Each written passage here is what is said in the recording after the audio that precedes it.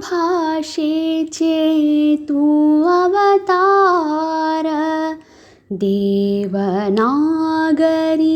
दिले आकार देव भाषेचे तू अवतार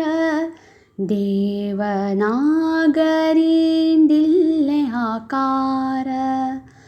भाषा सहस्रांतु तुंचित सुंदरी भाषा सहस्रांतु तुंचित सुंदरी औ सुभाषतु शब्द माधुरी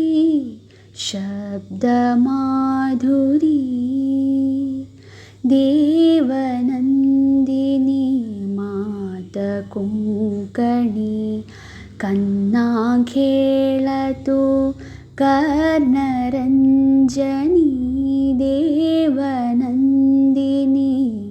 मात कुंकणी कन्ना खेळतु कर्णरंजनी